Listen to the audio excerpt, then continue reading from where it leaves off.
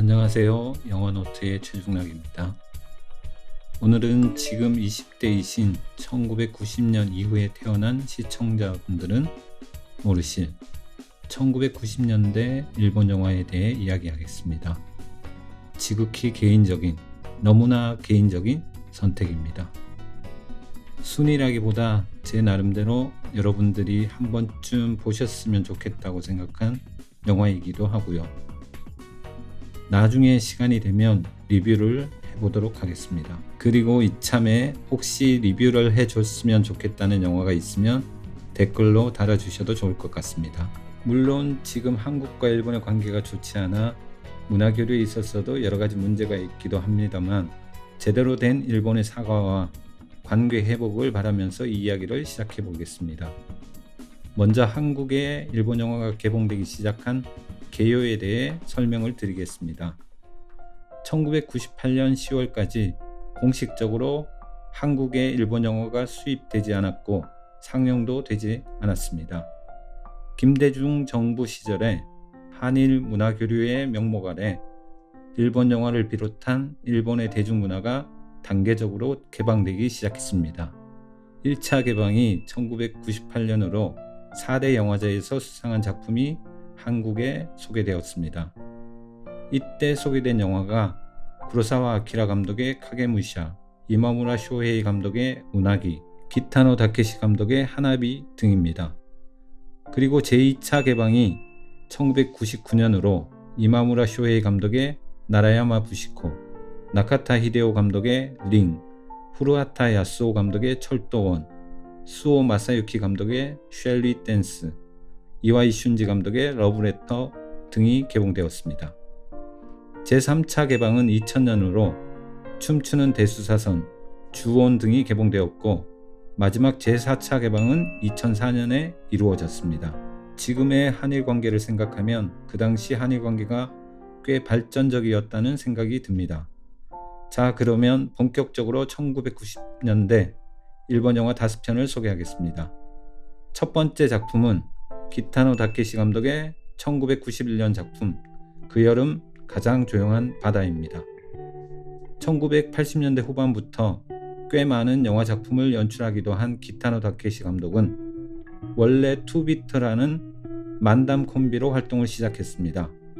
한국에서는 하나비와 기쿠지로의 여름이 가장 많이 알려져 있습니다.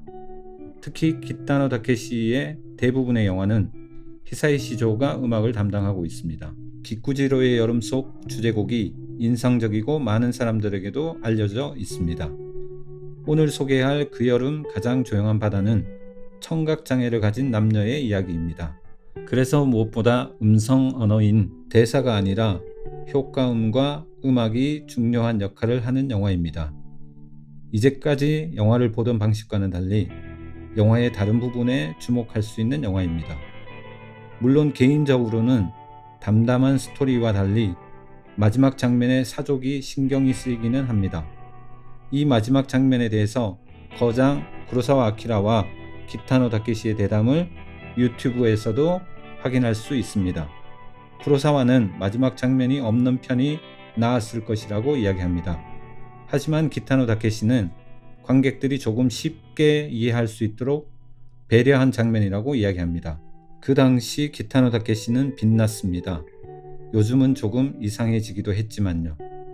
두 번째 작품은 수오 마사유키 감독의 1996년 작품 쉘리 댄스입니다. 수오 마사유키 감독은 1992년 으라차차 스모부와 2006년 그래도 내가 하지 않았어 라는 작품을 통해 한국에 알려진 감독이기도 합니다. 오늘 이야기할 쉘리 댄스는 2004년 리처드 기어와 제니퍼 로페즈가 주연을 맡아서 할리우드에서 리메이크 되기도 했습니다. 영화에서 주목할 점은 일본의 국민 배우인 야쿠쇼 코지와 치아키 센파이로 유명한 노다메 칸타빌레에 등장하는 독일인 교수 역할을 맡았던 다케나카 나오토의 젊은 시절 모습을 볼 수 있다는 점도 흥미롭습니다. 반복되는 일상에 젖어 있는 셀러리맨의 잠시 동안의 일탈을 통해 자신의 삶의 활력을 되찾는다는 평범한 이야기 속에서 발견하는 유쾌한 일본식 코미디가 인상적입니다. 참고로 감독 수오 마사유키와 댄스 학원 선생님 역할을 맡은 쿠사가리 타미오는 후에 실제 부부가 되기도 합니다. 2012년 종의 신탁을 통해 야쿠쇼 코지와 쿠사가리 타미오, 수오 마사유키는 다시 작업을 하기도 했습니다. 세 번째 영화는 고레다 히로카즈 감독의 1998년 작품 원더풀 라이프입니다.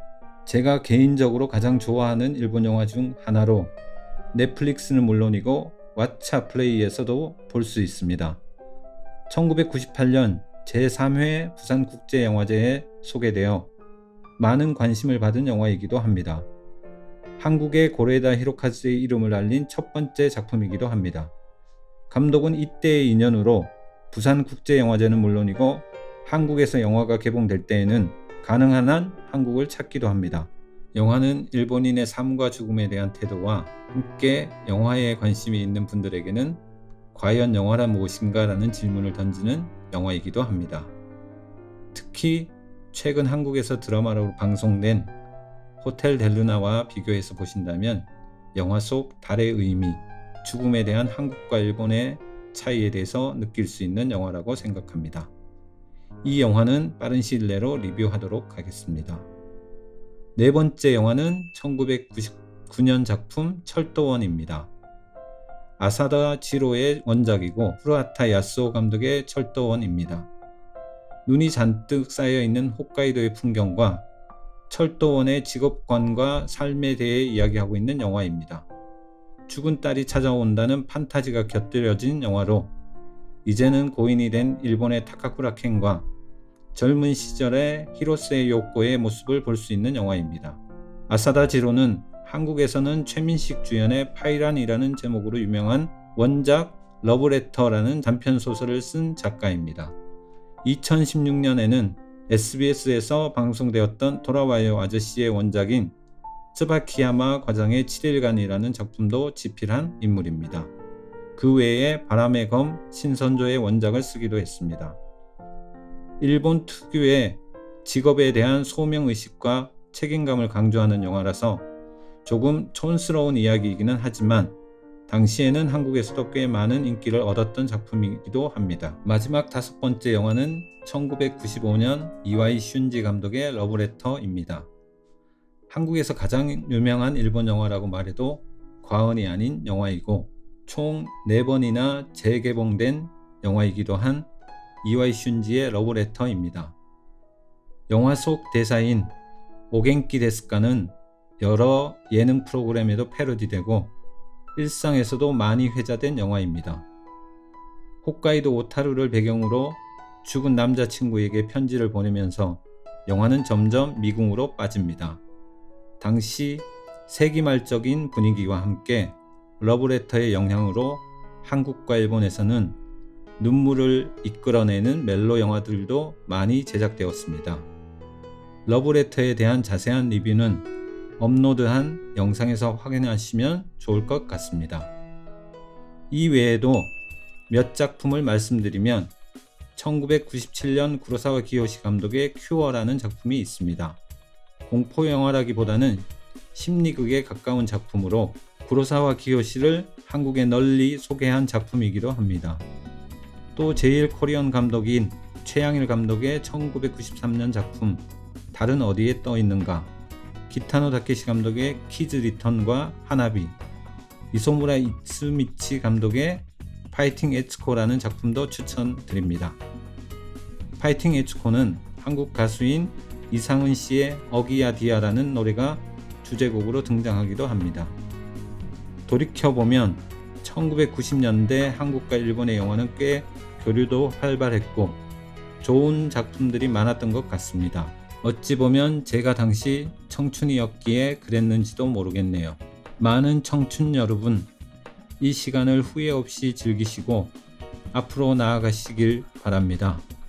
조금 늦어도 괜찮습니다. 물론 많이 늦으면 후회하겠지만요.